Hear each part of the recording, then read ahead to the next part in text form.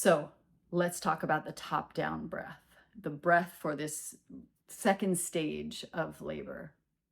And basically, this breath is working with the muscles of our uterus. So the muscles of the uterus, we've got our horizontal muscles, we've got our vertical muscles. The first stage, those horizontal muscles have been pulled up and out of the way. And now in the second stage, these vertical muscles start to shorten from the top, shorten from the top, shorten from the top, and push our baby down into the uterus. Into the birth canal, out of the uterus. So we are going to work with that. And so basically, you're going to take a big breath in, and then on your exhale, you're going to imagine that you're squeezing from the top down,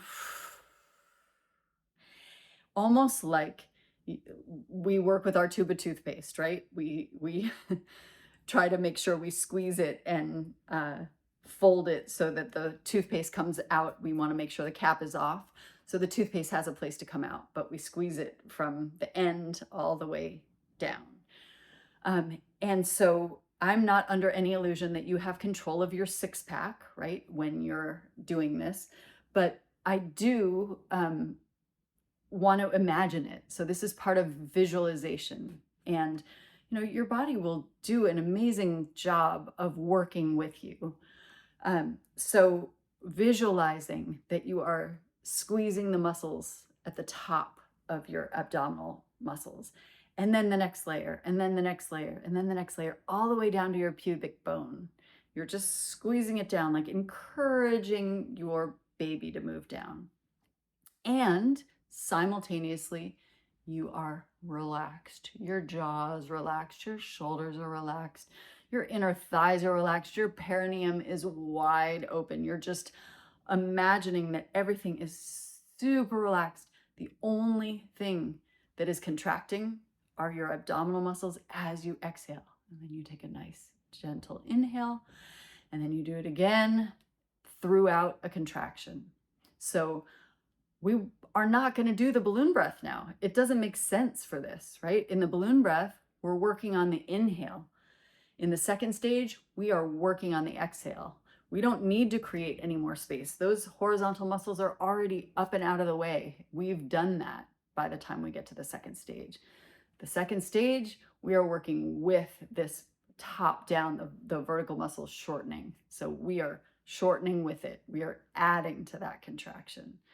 So, and keeping the exit wide open, right? You've worked so hard to get the cervix open. Now you're keeping your perineum wide open, just totally relaxed. So this is one option. And there is another video that is the top-down breath practice video. And it will walk you through the top-down breath again and through some practice exercises. I encourage you to practice with that video over and over again, because it will help you to have this feel like second nature, like you really understand this breath. And it'll also answer the question for you of how does this breath feel to you? Because it is legit. It is a totally legit possibility that you just push the same way you push when you poop. If you want to hold your breath and push, you can do that. But just take a moment to hold your breath and push.